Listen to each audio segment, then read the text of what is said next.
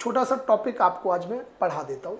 आसान है, छोटा सा टॉपिक है, समय आपका ज़्यादा नहीं लेंगे। इंटरनेशनल ट्रेड का एक टॉपिक है, क्योंकि फॉरेन ट्रेड आपके टॉपिक में दिया गया है, एक्सटर्नल ट्रेड आपके में दिया गया है, तो उसी से एक टॉपिक उठाया मैंने।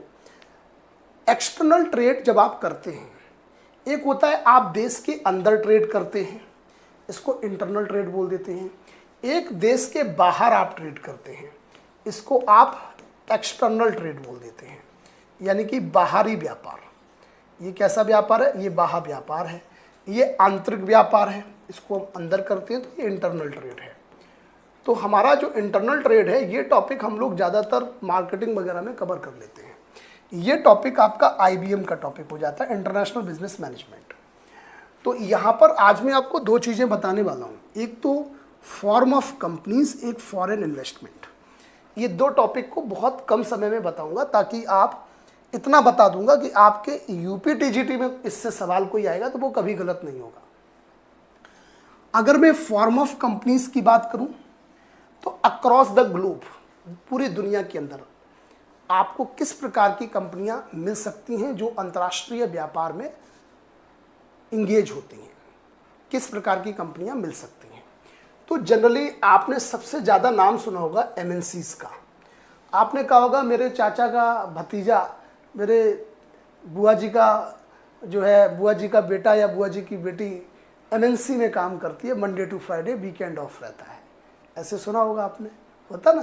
तो ये MNCs थोक के भाव हैं, एक आध नहीं है, हज़ारों की संख्या में मिल जाएंगी आपको। यानी कि MNC बनाना बड़ा आसान होता है। बताऊंगा मैं कैसे कैसे बनती हैं सारी कंपनियां। एक होती है TNC, ट्रांसनेशनल कंपनी, ये मल्टीनेशनल है, ये ट्रांसनेशनल है, ट्रांसनेशनल। एक होती है आपकी ग्लोबल कंपनी, ये आपकी वैश्विक कंपनी है। ये तीन महत्वपूर्ण फॉर्म हैं, MNCs, TNCs और ग्लोबल। ये तीन कंपनियां आपको मुख्य रूप से दिखती हैं। ठीक है, गुड इवनिंग बेटा, सभी को गुड इवनिंग। तो MNC हो गया, TNC हो गया, ग्लोबल कंपनी हो गई। MNC, इसके नाम से ही समझ में आ रहा है मल्टीनेशनल, यानी कि बहुराष्ट्रीय कंपनियां। इसको क्या बोलते हैं? बहुराष्ट्रीय कंपनी, मल्टीनेशनल कंपनी, यानी बहुत सारे देशों में ये कंपनी देखने को मिलती है।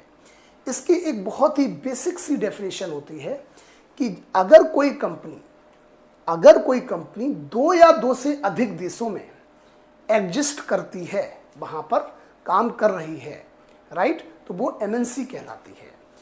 Any company which exist two or more than two country, that is known as MNC, उसको MNC कह देती है। ये एक बहुत ही सिंपल डेफिनेशन है, एग्जाम्स में इतने में ही काम हो जाता है। लेकिन अगर एक स्टेप थोड़ा आगे चलें, तो इसमें एक स्टेप अगर आगे चलें तो इसमें क्या होता है, इसमें दो तरीके के इसके कह सकते हो कंपोनेंट हैं। एक होता है पेरेंट कंपनी, एक होता है पेरेंट कंपनी, और एक होती है चाइल्ड कंपनी। जैसे कि भारत में TCS है, भारत में TCS Tata consultancy services, Bharat में जैसे कि TCS है, MNC का एग्जांपल दिया मैंने, TCS या HCL, ये आपकी कंपनीज हैं, तो ये MNCs हैं। तो जो इंडिया की TCS है, इंडिया में जो TCS है वो आपकी, चूंकि भारत की ही कंपनी है, तो ये क्या है, ये पेरेंट कंपनी कही जाएगी, ये पेरेंट कंपनी कही जाएगी, राइट, पेरेंट, माता पिता, ठीक है ना। और एक कंट्री जो है, वो एक कंपनी जो है वो आपकी मान लेते हैं दूसरी जगह कहीं ले लेते हैं, कौन सा देश ले ले, मान लो अमेरिका ले लेते हैं आप, मान लो आप USA ले लेते हैं, अमेरिका। एक मैं एग्जांपल ले लेता हूं अमेरिका का, USA का। अब USA में अगर कोई TCS कंपनी है तो इसकी ही ये चाइल्ड कंपनी मानी जाएगी। ये कौन सी कंपनी मानी जाएगी? Child company. अब ये जो TCS US में काम करती है, ये अपने रोजमर्रा के डिसीजन खुद लेगी, लेकिन अगर इसको कभी कोई सामरिक निर्णय लेना पड़ा, सामरिक निर्णय का मतलब होता है एक स्ट्रैटेजिक डिसीजन, किसी कंपनी का जो स्ट्रैटेजिक डिसीजन होता है, सामरिक निर्णय होता है, वो होता है कि जैसे किसी कंपनी को एक्वायर कर लेना, किसी के साथ मर्ज हो जाना, किसी कंपनी के साथ जॉइंट वेंचर स्थापित कर देना। ऐसे बड़े निर्णय अगर अमेरिकन टीसीएस कंपनी लेना चाहती है तो उसको परमिशन, या कह सकते हो उसके लिए अंतिम निर्णय किसका होगा, उसकी पेरेंट कंपनी का होगा जो भारत में है। इसका कॉन्सेप्ट ठीक वैसे ही है, इसका कॉन्सेप्ट ठीक वैसे ही है जिस प्रकार से माता पिता का बच्चा दिल्ली में रहे चाहे मुंबई में रहे, लेकिन वो माता पिता का बच्चा जो दिल्ली मुंबई में रहता है वो खुद तय करता है कौन सी कंपनी में नौकरी करना है, कौन से में नहीं करना। लेकिन जब बात उसकी शादी की आती है तो माता पिता ही तय करते हैं। ठीक वैसे ही जो बड़े सामरिक निर्णय हैं वो माता पिता तय करेंगे, ये नहीं करेगी। ठीक है ना, ये होती है एमएनसी कंपनी। दूसरी कंपनी आपको बताया मैंने टीएनसी, ट्रांसनेशनल कंपनी। इसका एग्जाम्पल देते हैं, अपने भारत में कंपनी है HUL, हिंदुस्तान यूनिलीवर लिमिटेड। आप में से बहुत सारे लोग और यहाँ तक कि हर एक लोग, भारत का हर एक आदमी इस HUL कंपनी का प्रोडक्ट यूज़ करता है, हर एक आदमी। मैं जैसे उदाहरण दूँ मैं, अगर आप टूथपेस्ट में क्लोजअप का प्रयोग करते हैं, पेप्सोडेंट का प्रयोग करते हैं, राइट, लक्स साबुन का यूज़ अगर आप करते हैं, ठीक है, आप लक्स का यूज़ करते हैं, ब्रीज का यूज़ करते हैं, हमाम का यूज़ करते हैं या डब का यूज़ करते हैं, ठीक है, ये सब के सब आपके किसके अंतर्गत आते हैं, सब HUL के प्रोडक्ट हैं। हिंदुस्तान यूनिलीवर लिमिटेड कंपनी, नाम से आपको ये लग रहा है ये तो अपने भारत की कंपनी है, हिंदुस्तान की कंपनी है। एक्चुअल में ऐसा नहीं है। एक्चुअल में इसकी मेन कंपनी है UL, यूनिलीवर लिमिटेड। ये कंपनी कहाँ पर है, यूनिलीवर लिमिटेड, ये यूके में है। ये कंपनी कहाँ पर है, ये कंपनी यूके में है, यूनाइटेड किंगडम में। यूके में कंपनी है आपकी UL company, Unilever limited company है, राइट। इस कंपनी ने भारत के अंदर, कहाँ पर, भारत के अंदर, इस कंपनी ने क्या किया, भारत के अंदर इसने क्या किया, इंडिया में इसने अपनी एक सब्सिडरी कंपनी चला दी जिसका नाम है हिंदुस्तान यूनिलीवर लिमिटेड। तो ये सब्सिडरी कंपनी है यूनिलीवर लिमिटेड की। अब यूनिलीवर लिमिटेड इसकी मेन कंपनी है, ये इसकी सब्सिडरी है। सब्सिडरी का मतलब हो गया ये इसके अंडर में काम कर रही है। लेकिन यूनिलीवर लिमिटेड कंपनी को बहुत सारी स्वायत्तता दी जाती है, ट्रांसनेशनल कंपनी टीएनसी को बहुत सारी स्वायत्तता दी जाती है, स्वतंत्रता दी जाती है। किसके द्वारा, इसकी पेरेंट कंपनी के द्वारा, इसकी मेन कंपनी के द्वारा। टीएनसी कंपनीज को काफ़ी ज़्यादा स्वायत्तता होती है, मल्टीनेशनल कंपनी से ज़्यादा स्वायत्तता होती है टीएनसी कंपनीज को। अब टीएनसी को सब्सिडरी कंपनी बोला जा रहा है अपने पेरेंट का, एक तरीके से ये भी चाइल्ड ही मान लो इसका, लेकिन इसको स्वतंत्रता ज़्यादा है। ये किस तरीके से ऑपरेट करती है टीएनसी कंपनी, जिस देश में काम करती है, जिस कंट्री में जाती है वहीं की हो जाती है। यानी कि उस जिस कंट्री में जाएगी वहीं इनकॉर्पोरेट होगी, वहीं कंपनी फॉर्म होगी, वहाँ की लोकल सिस्टम जो है, वहाँ का जो स्थानीय स्तर है उसके साथ इंगेज होगी। यानी कि स्थानीय स्तर में जो जनसांख्यिकी है, डेमोग्राफी है, जिसमें लोगों की एज, इनकम, एजुकेशन, ऑक्यूपेशन सब आता है, उनसे जुड़ जाएगी।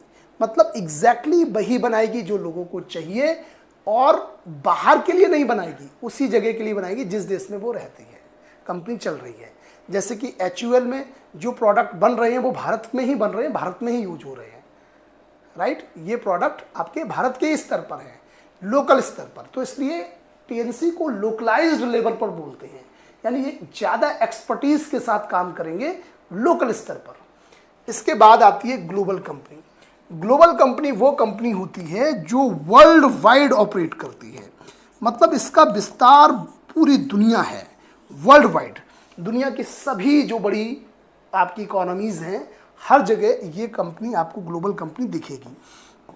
इनके जो प्रोडक्ट होते हैं और इनका जो काम करने का प्रोसेस होता है वो काफ़ी हद तक वो काफ़ी हद तक स्टैंडर्ड होता है।